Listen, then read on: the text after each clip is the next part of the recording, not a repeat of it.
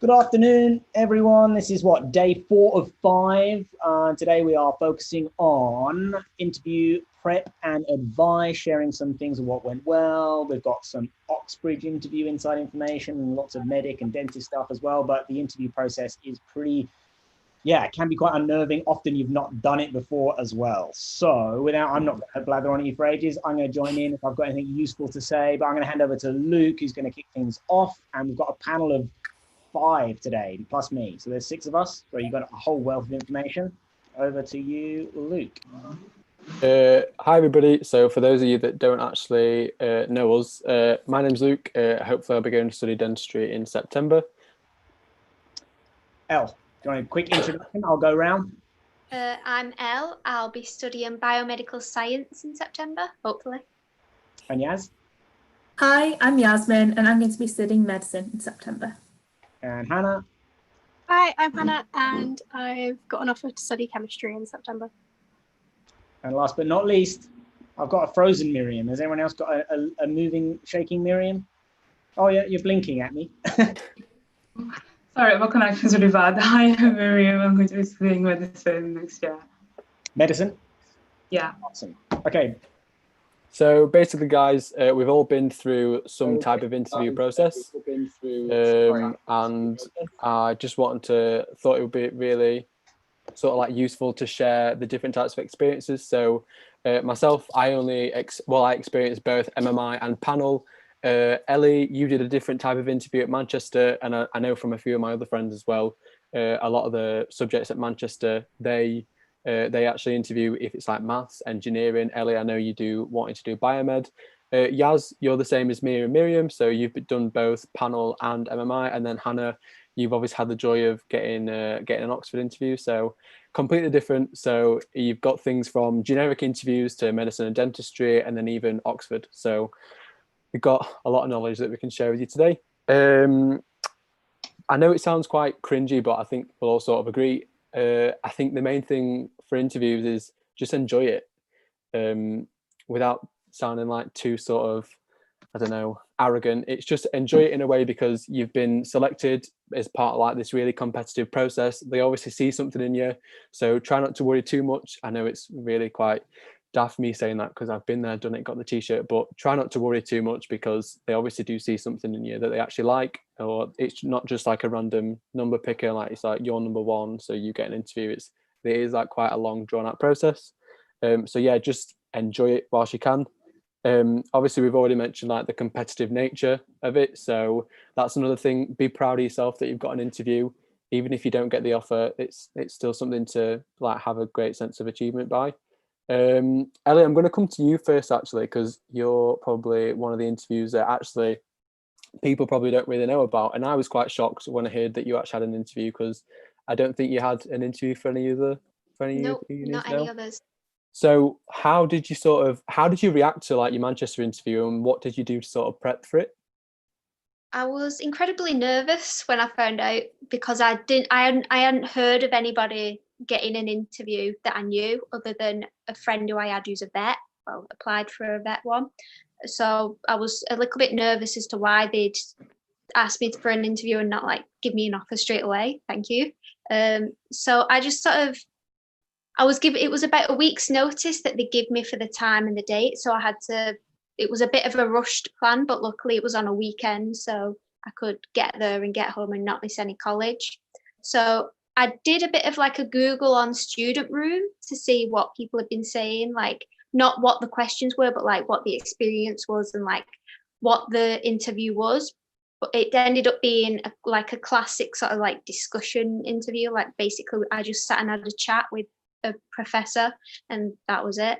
So I had a look through like sort of stuff like that, and then right before my actual interview, I obviously checked up my personal statement and like current up-to-date things. And you found out just before, like about 10 minutes before, who your interviewer was. So I Googled who my interviewer was, just so that in case he was like a proper professor, I didn't mess up and say anything that he was a proper professor in.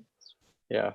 So what did you sort of find that your interview asked you? Was it more sort of like biology, or was it more like content based, or was it more getting to know you as a person and how you'd sort of adapt to that like university? Or He was mostly just sort of asking why I picked to do that course. So like I remember he was saying like, why did I pick biomed instead of biology? And it was just sort of asking why did I want to do it.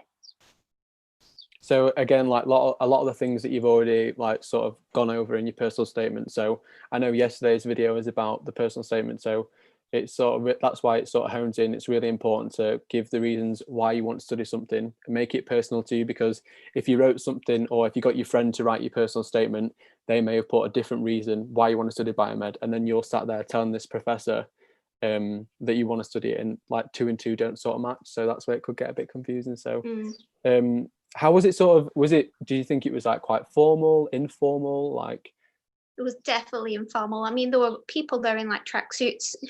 I definitely wouldn't recommend to wear that though. I did wear like, it wasn't quite super formal, but it wasn't like a tracksuit either that I wore. But it was like just sort of, we just sat and had a chat for about 15 minutes and then I left. so not really too bad then. No. Hannah, am I okay to come to you next? Is that okay? Yeah, of course. So obviously, if anybody hasn't seen Hannah's video, Hannah's done a video on her Oxford interview. Just tell me a bit about what you actually expected from your Oxford interview, and also how you actually thought it went and things like that. And obviously the result is that you got an offer, but what were sort of like feelings and emotions during and after like your interview? Yeah, so I actually was not putting as much pressure on myself as people expected, because I didn't expect to get to the interview stage. So I was like, oh, I'll just, go have a chat about chemistry to people who like chemistry as much as I do. That'll be nice. And someone in my family actually said they'll drive me up because it might be their only chance to see Oxford. So we weren't expecting much from like someone from my school or my area, but that there was still, of course, the pressure of going into an interview. So I went into the first one and I was really shocked by how much I enjoyed it, because of course I love chemistry, but I've never had to sit there and talk through my thought process on the spot to solve a problem in front of two very qualified and respectable people in their field. So it was quite a strange experience to do that, but I really enjoyed it. I got on with them really well, and the questions were actually really fun to solve, although obviously challenging. So I had that first one in the morning, which was my physical chemistry and maths interview. And then I was in like quite a positive mood. I was like, maybe I've got a chance, like maybe this is okay. And then in the afternoon I had my organic chemistry one, and that's where things didn't even go downhill, they plummeted. They just dropped. Because in that interview I was asked to draw some molecules that I spoke about, and one of those was water, which I managed to get wrong by drawing it as O2H in an Oxford chemistry interview. So that wasn't the best start. And then I was meant to draw a mechanism, and I started drawing it and explaining it, and I used the opposite name for it, and I just could not explain what I was thinking in a way that matched up to what I was saying.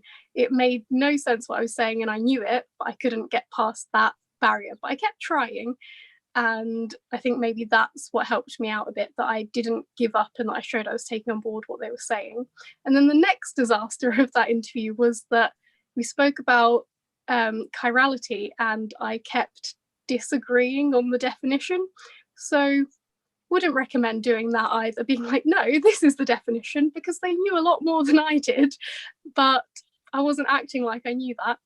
So I stepped out of that interview, the door shut behind me, and I burst into tears on the stairs, because I was like, that's it, I blew it. Like, I did so well this morning compared to how I thought I would do, and that was a complete disaster. And I was absolutely distraught. I mean, if you watch the vlog of it that Luke mentioned, I go back to my room and I'm still just sobbing, and then a few minutes later I go out for ice cream. So I perked up a bit, but it was just proof that you never know how well you've done and what people are really looking for, because especially in Oxford interviews, they aren't looking for the right answers 100% of the time.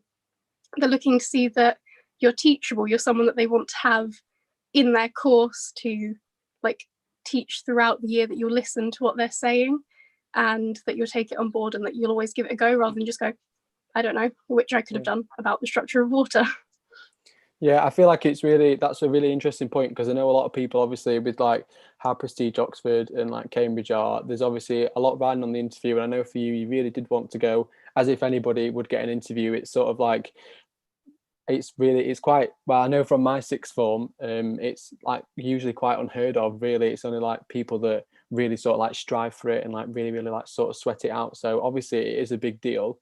But I just think it's really important to sort of tell people how it's sometimes if things don't go to plan, it doesn't necessarily mean that they've been bad. Like you said, they just want to see your train of thought, how you actually think, and if you're actually a teachable, like if you're actually teachable, because it's okay, because I'm guessing they give you like sort of feedback and things like that, didn't they?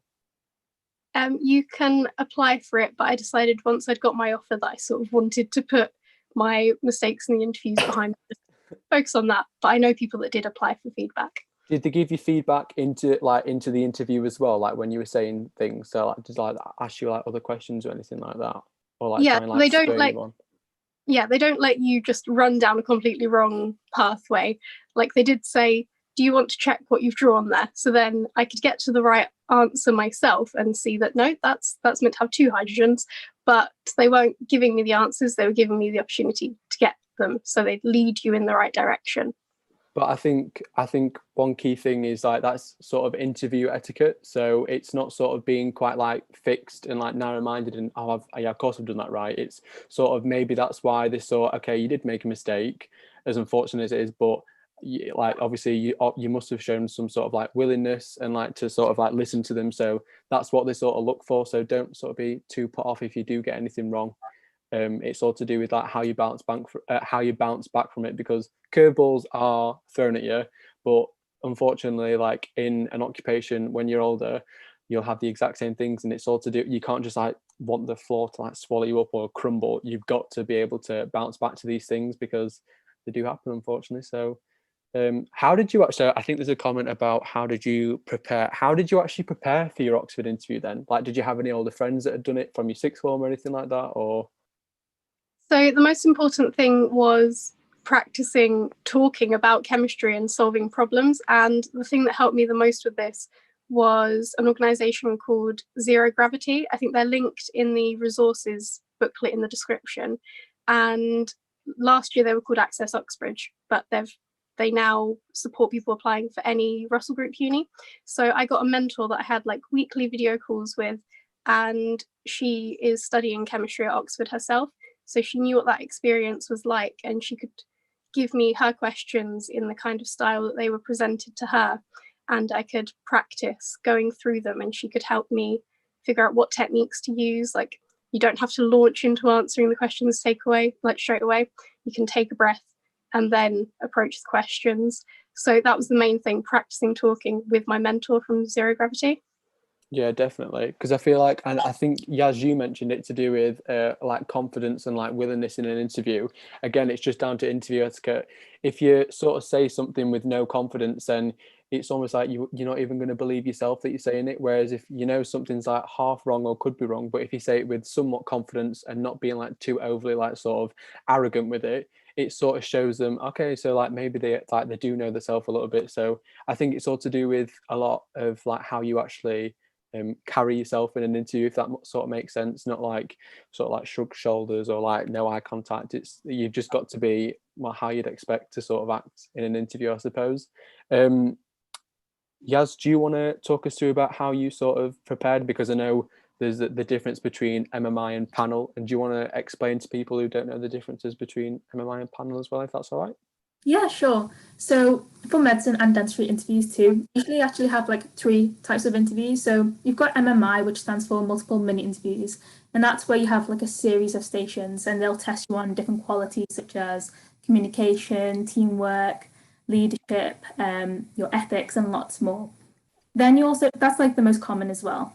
Then you also have panel. So with the panel interview, you usually have maybe 2 or 3 people on the panel. They're usually admission tutors, there may be doctors or dentists or medical and dental students, and they'll be asking you more general questions, and those panel interviews usually last usually shorter compared to MMI. And then also some universities such as Hull York and Southampton, they have group interviews as well. So you're working in a group to do a task, and then the panel will be watching you to see how you guys interact with each other. So personally for me, I only had MMI interviews. One of my universities that I applied to was panel before, but they changed from my year to MMI. So I had no idea what to expect for that university because the ones who have done it before, so universities that have done MMI before, sometimes you can find resources online which state, what they typically ask. But for universities that have, changed last minute, you don't know what to expect and you don't know what kind of stations to expect either.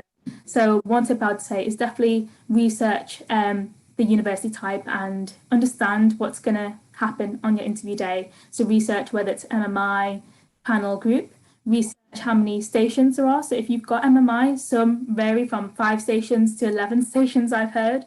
So research about that, research about how long the interview is going to be. So for my MMI stations, they ranged between 5 to 7 minutes. And then also research if you need to bring any documentation, because that's a very important part as well. Some universities may ask you to bring, fill in a confidentiality form. That's always crucial. And some actually ask you to bring your GCSE certificates to certify them. So make sure you're prepared, because you don't want to be that person on the interview day who hasn't brought anything, and it kind of shows that you haven't been bothered to actually read the instructions and prepare for your interview. So that's definitely one tip of advice I'd give. Just going to double up on that one and say 100%. When I'm interviewing for hiring people to the team, and you set 3 questions that you want them to answer or do beforehand, and people just apply with a copy paste thing, it's like attention to detail. I've asked you to do these things, do it. Exactly, because it shows that you've been motivated as well to read through it carefully, and it shows that you're passionate, you want to do well in this interview. If you just come up with nothing, it just shows you're not bothered, really. And you've got to show that you've got that enthusiasm and you really want to get into this university, because at the end of the day, if you get an interview, it means that the university wants you. You are capable of doing well and getting an offer from that university. Interviews are there just to see what you're like as a person. They don't want to get someone who's just an academic, who just, revises all day. They want to have someone who's well-rounded, who does extracurriculars, who's got good communication and does lots of activities. So you've got to really show that in the interview. So doing those simple things like just reading through the instructions before the interview shows that you're committed and you want to do well in these interviews. Yeah, definitely. I feel like just jumping off the back what you said, Yaz, each university is different and they look for different things. So say, for instance, if you've got someone who's like on paper, the perfect medic, they've got like all 8s and 9s, predicted A-level grades like A star, A star, A. So on paper, the university is like, oh my God, we've got a good UCAT score. They get to the interview and they're not sort of like personable, or they can't sort of adapt to like situations at the university, or the interviews being like thrown at them. Interviews aren't sort of a trick thing, or they're not made to sort of throw you off. Like Yaz, you just said, it's to see what you are like as a person, to see if you actually do have the characteristics and like the qualities of what that university is demanding to be a future doctor, dentist, whatever. So I'd say don't sort of like limit yourself or think that you're any less or any worse than other people, because you may not have as well, you've still got strong GCSEs, but you may not have all 8s and 9s or like all prediction like A star, A star, A. You could just have 3 A's, couple of 7s, 8s and 9s, but you meet them minimum requirements. All that counts is that when you get that interview, you need to prove to you need to sort of prove yourself that you in that spot, because like you said, Yaz, the university clearly wants you. Now you just got to prove whether you want to go to that university. So I think it's really important to just be like really genuine, honest. Don't sort of be too like nonchalant with, oh yeah, I love this university, when you really like don't. You've been there for the first time, because they can tell. They really, really can tell. Miriam, Yaz, I know you said that you did all MMIs. Miriam, did you have both panel and MMIs? Because I know I had both of them, but I just want to see what you think to MMIs and panel. No, I just had MMIs. So yeah, shall I go into that? Yeah. So I had 2 MMIs, and they were pretty similar, because I guess like they tend to be similar across the whole board. And the way I prepared, I had this book. I actually think I've got it somewhere. Yes, okay. Right, I got this book, and I think it's linked down actually, and it literally goes through like so many questions. I literally still have like marks and stuff, but it goes through like so many questions, so many different sections of so they can possibly ask you. And I went through it and kind of obviously read what they were saying, but also try to put my own twist on what my answers would be. Obviously, like your answers meant to be based off, not just like a copy and paste answer.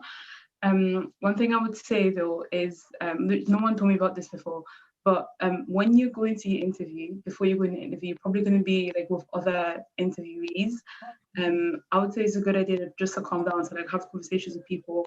But one thing that I'm gonna say you should be cautious of is what kind of conversations you're having. This is because at one of my interviews, someone literally came up to me and asked like, "Oh, why medicine?" Like basically asked me like an interview question, and I was a bit shocked. We're all here for the same reason, like why you asked me basically. So be careful like in your conversations how much you're giving away. Like try have conversations that kind of have nothing to do with interview.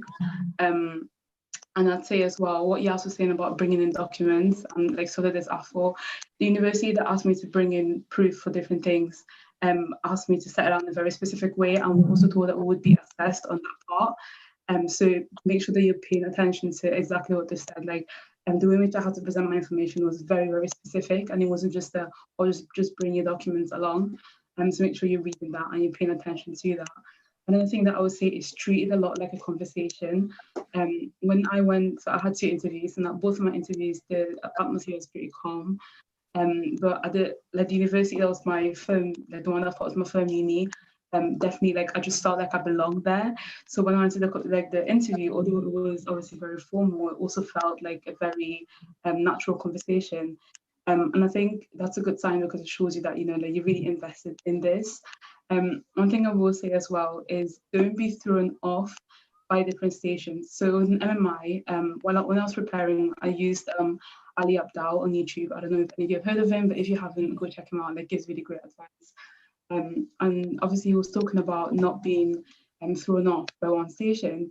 And I think that's really important because one of my interviews especially, I had a question, obviously I can't say what the question is because of like agreements that we had to sign, but the question really threw me off because of the environment that you're in. So obviously when you're in MMI, except for Sunderland, I think Sunderland does it differently, but you are in like one room and everyone's having like literally however many different stations are going on, there's an amount of people having an interview at the same time.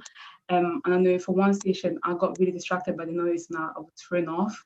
But that doesn't mean doesn't mean the station is bad. You just need to be able to focus on your station and not really get distracted by what's going on around you. And so I would say that one thing is make sure you're definitely focusing when you're going and don't get thrown off. I had another station where if you've looked into what kind of things come up in an interview, you would know that you probably get a role play station. And although I've looked into, what kind of things have come up in the past, what's a popular station, I walked into one I had never heard of, never seen before, and I was like basically shocked. So I went in, but the thing that's important here is to make sure that your mindset is always one of learning. I'm not going in just thinking, oh my gosh, I haven't seen this before, I haven't heard of this. But go on and just say, okay, well, what can I take from this, and how can I apply myself to it? Another thing I would say, which no one told me this before, is to check if university assesses you on your maths in any way, shape, or form. Some universities do, some universities don't. Only one of my universities did, and they let me know that in advance. So check if that is like a requirement and sort of prepare for it before as well. Another thing I would say is read as much as possible into what the university says. I know people do this, but make sure you're paying attention to exactly what the university has laid out the interview format to be, because oftentimes there will be some sort of hint, I guess, in there as to what you should be doing. So yeah, I'll definitely say do that. And then one last thing that I would say is go in it with confidence rather than be scared. They can tell what you're like, and they can tell sort of your vibe and everything like that.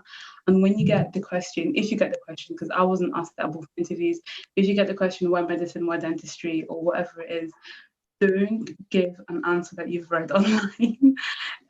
Everyone goes in the sort of the same answer, like, oh yeah, I want to help people. I've been the doctor since I was 6 or something like that. if that's genuinely your reason, you can back it up, then fine. But if that isn't your reason, make sure you stick it to the reason that you think is best for you, and they're going to be able to see that, or you book it. Yeah, no, definitely. I agree with everything that you said. Just a few things that I just want to like sort of say, and then like Miriam and Yaz, because obviously you've done them, you can like sort of chip in.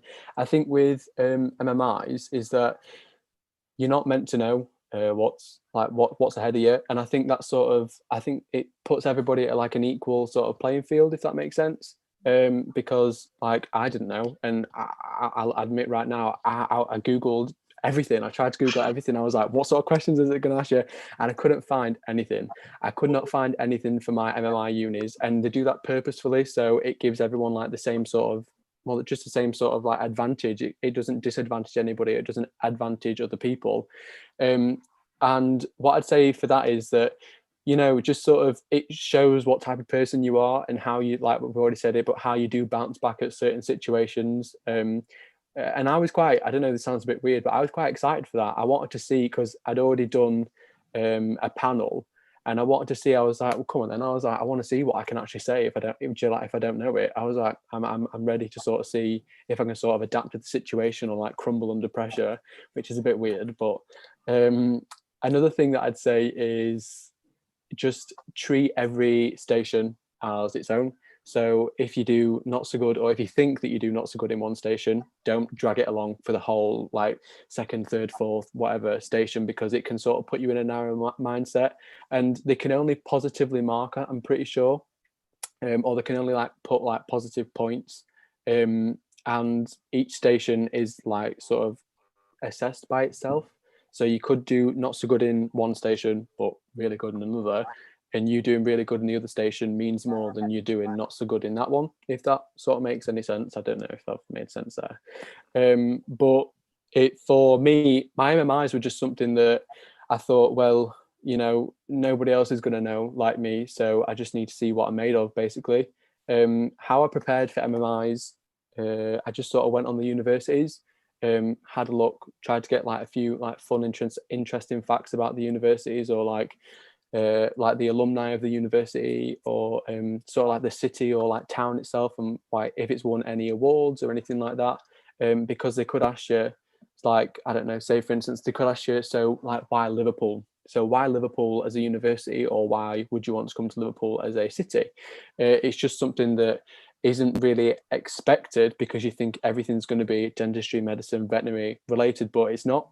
They just do want to see your thought process, like you said, Hannah, and how you actually sort of go about someone being, and like you said, Miriam, as well, it's not sort of the question, like you can get asked really horrible questions, and it doesn't necessarily mean that you got to jump into it straight away. This is what I was saying about interview etiquette. You've sort of got to think about the question and think, right, what are they actually asking me? Process it for 5 seconds. If you're that bothered, if you're trying to buy yourself more time, repeat the question and then go, right, because then it shows that you're not sort of like sporadic or like irrational with what you say. You've really thought about it, you've got it through, you've got a few like key point things that you can talk about, and not just mumble and then be like, oh wait, what did I say? Because that just shows not like a clear sort of like chronological thought process. For me, only 2 of my unis were MMI, and then I actually had panel for Sheffield. So I think panel was probably similar to yours, Ellie and Hannah.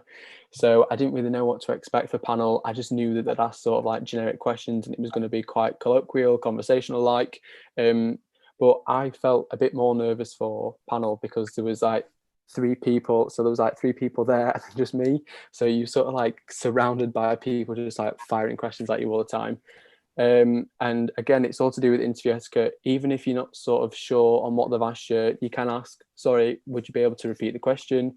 Make sure you're always like giving them eye contact, smile, like fake it till you make it. If you literally don't know what's going on, just sort of think you do, and you should be absolutely fine. But I think for interviews, I know we've already said this, but they just want to see what you're like as a person, not what you're like as a student or like someone who's like an academic. They just want to see if you can fit into that university, because uni is a lot more than just studying. It's a lot of like social sides, and at the end of the day, you're a lot more than just an A-level student as well.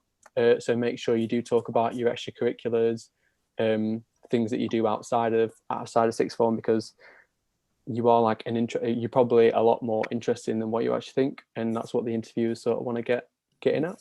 I do on that, Luke, and just say absolutely. They've got all the stats and figures, GCSE grades, your predicted grades. They know your academics pretty well. The thing they don't have, the massive giant missing piece in the puzzle, is what you're like as a person. So that's a huge piece of what they're looking for. Just something else as well. I know for medicine and dentistry, it's obviously a lot to do with ethics. There's some really good ethic like YouTube videos. I'm pretty sure he's called like Ryan. I can't pronounce his second name. It's like HUSSAIN. Is it Hussein? Ryan Hussein. And then there's Karma Medic Ali Abdal. I think. Oh, is it? I actually know Ryan. Yeah. Oh dear. Oh no, but I've watched his videos, and he did them with two girls, and like they were saying, it's not sort of what you say, because like if you say something, the interview could be like, oh, so does that mean blah blah blah blah, and it's like in that moment you'd think, oh, they're trying to be a bit like not confrontational, but they're just trying to make me a bit uneasy. But it's how you sort of bounce back from it, and it's how you sort of react. Like you can sit there and be like, yeah, or you can sit there and be like, maybe, or I do actually think so. Just don't be scared, because there was a few scary people at my interviews, and if I sort of like crumbled in the chair, then they just sort of think that you're not made for it. So like I said, fake it till you make it, because that's all you can do in sort of an interview process. If you're approaching ethics, like if you know you're going to get asked about ethics, which chances are you will, read the 4 pillars of ethics. This is you definitely read it and use it to form your answer. So I remember I went before my interviews, I had like an interview practice with Newcastle University, and one of the advice was be confident in your knowledge of those pillars. Obviously, like you're not going to know everything, but be confident in what you're saying and don't sound like you're sort of second guessing yourself. What Luke was saying about them maybe trying to throw you off.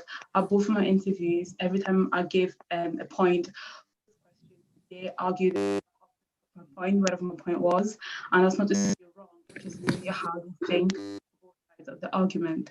One thing with ethical questions as well is that don't give a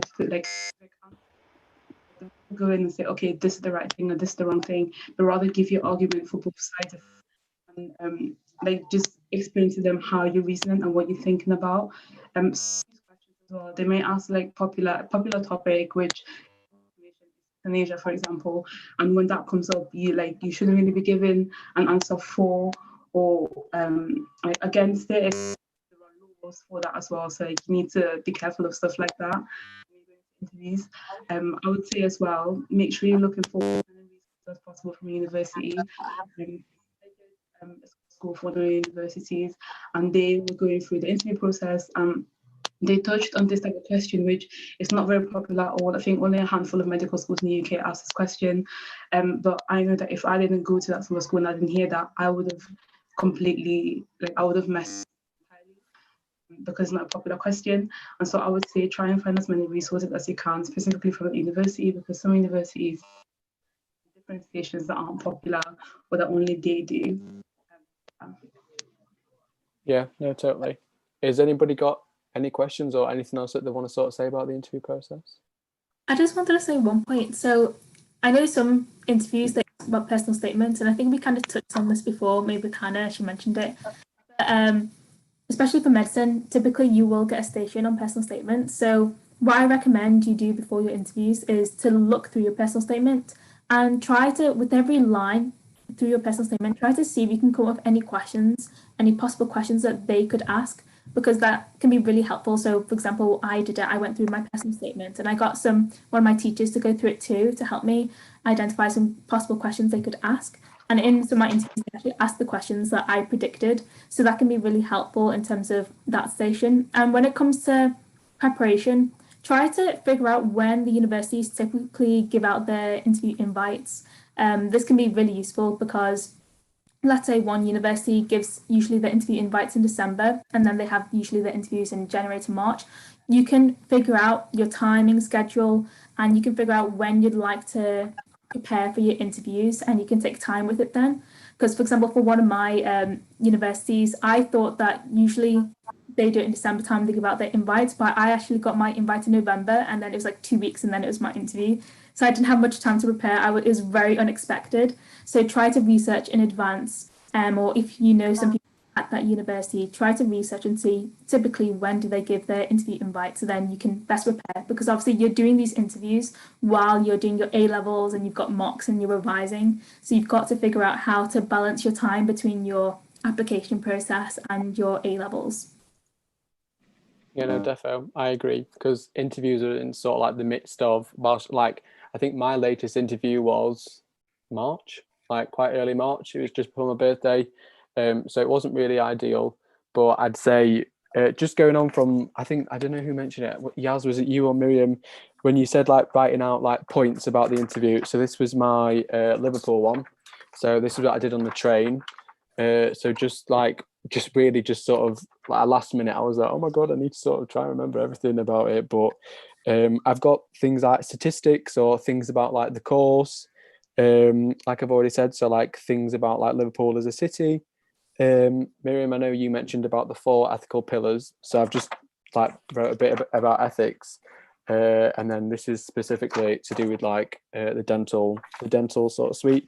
But I think, Miriam, you were saying it, how universities wanted like a specific set out ways in like GCSE grades and like all that things for like proof. Just get yourself a little folder, cheap little folder. I have my personal statement in the front, so like on the train journey, I just like read through it, try and like refresh. I had references because I didn't know whether my interviews wanted references, because some of the references sort of but it was just like quite a nice thing that they like wrote about me, so I didn't know if they wanted to see it for extra evidence or anything like that. And then something that you might not be able to sort of do, but I brought, so like some of my artwork. I don't know if you can see it. I don't know if it's going really bad, but it was like that. And then I think there's one of Theresa May in here actually. That's quite, yeah. Let's see if I can fish it out. Yeah, so like things like portraits or artwork, things like that. Just try and bring them along, because if they don't ask you about like manual dexterity, because obviously dentistry is quite like obviously a like heavy-handed like hands-on degree. Sort of when they ask you, if they don't ask you a question, you can sort of angle it to sort of like talk about something that you want to, or that like they've missed, because panel and MMIs, it can be completely random questions. I don't really think like I don't think really they're that like stupid to sort of ask one person the same question as like the other person like waiting. They'll sort of like mix them around a bit. So I know for my actual Sheffield interview, I didn't get asked about manual dexterity. So when they asked at the end, do you have any questions that you'd like to ask? I said, so obviously I know that like dentistry is like quite like a highly like manual dexterity course or whatever. And I said, I know it's not a question as such, but this is what I've done to like sort of improve my manual dexterity. So I showed them the drawings and just said, I know that dentists have got to work like under pressure and things like that. And it's all to do with like trying to get that fine, intricate detail still, but like each drawing was done in like a shorter time. So things like that, if you can show things that like hobbies and things like that that you can apply to your course, I think that like really impressed them. So I know some girls did painted like the nails and things like that, or like did like really like fancy stuff on the nails or whatever. So you can sort of see like, oh, they've got like a fine attention to detail and things like that. So yeah, just sort of be yourself, be honest, be genuine, don't lie, because they know when you're lying, and it's really bad if you get caught out. So yeah, that's all I've really got to say. Has anybody got anything else that they want to say? I was going to add something very fine. It's very little, but because someone in the comments asked what questions we got, and then the comment like replied saying we can't say because of confidentiality issues. I just wanted to say that when you go to your interview, you will get a form to sign and a disclosure agreement saying that you will not discuss any of the things that happen, like any things that you were asked at the interview. So I want to say as well, like if you're looking and stuff online for like questions and stuff, universities are probably able to see what people are doing. Like they know that there are forums and stuff going on. So be sure that like you're sticking by that agreement and not like discussing specific questions. It's obviously like public information. So like everyone knows you probably get like a role play type of station or like an ethics station. Things like that are public information are fine. But don't try and find very specific questions, because there are probably going to be consequences for that, and it can probably cost you university place as well. Yeah. Yeah, no, definitely. There's like the generic ones, like why do you want to study medicine or why do you want to study dentistry? But that's sort of, Ellie, like you said, you even got asked why you want to study biomed. So that's quite a sort of staple question. So don't be sort of naive to the fact. Just sort of try and be a bit strategic and switched on in terms of like your approach. Obviously, no one's going to tell you the questions. We'll sign waivers and things like that, which could jeopardize our place. But just try and sort of, like you said, Yaz, go through your personal statement and think about questions yourself. It's not necessarily the question that they're after, it's more sort of your answer and how you sort of answer it. Be like Miriam, I know you said about ethics. No ethics question is going to be the same. Every single ethics question is going to be different. So it's not so much as what's the right answer or what's the wrong answer. Even with like the other questions, it's sort of how you came about getting your answer, not being too tentative and sitting on the fence, but suggesting it could be this, however, it also could be that. So there's no sort of, I don't know, I just think people need to stop sort of going on about like, oh, well, what did they get or what did they say because they got an offer? They're a completely different person to you. So it could work out differently for them, it could work out differently for you. So I just sort of say like, focus on your own personal statement, focus on sort of like prepping as best as you can, because none of us got given sort of an insight into any questions as hard as, or like as much as we looked, we couldn't. So nobody does. So yeah, that's what I'd just say. I'll just join on the end there. Maybe I'll ask you all in just a minute if you've got any like top tips, your biggest takeaways, things that you didn't know. I'll give you just a second to think about that. But just from my take, someone who now is on the other end of the interview more often than not, and you're totally right, Luke, you want someone, if you asking someone wants a job at the company or wants to go to do a course at university, why do you want to do it? You're in that interview because you want to be there. So like have a good solid think. It's worth that brainstorm. Why are you doing it? What are your motivational factors, so that you have a genuine answer to that? You're not just giving a cookie cutter like response that you've seen on the internet to, oh, I like to help people, or I like this. So like, think about it. If you want to go there because your football team is there and that's really been a passionate sport, that is a part of a contributing reason. Like, be yourself. It's absolutely important. And as you said, like, if you don't try and be someone else, like if you're quite introverted and you're not that bold and like, don't try and be like some like crazy confident person walking that interview. Be yourself, because you don't like, I don't want to cast too many stereotypes here over the sort of student doing that certain type of course, but just because you're that certain way doesn't mean that you're perfectly fitted to it or not suitable for that course. So I think being yourself, they really do want to see that element to you.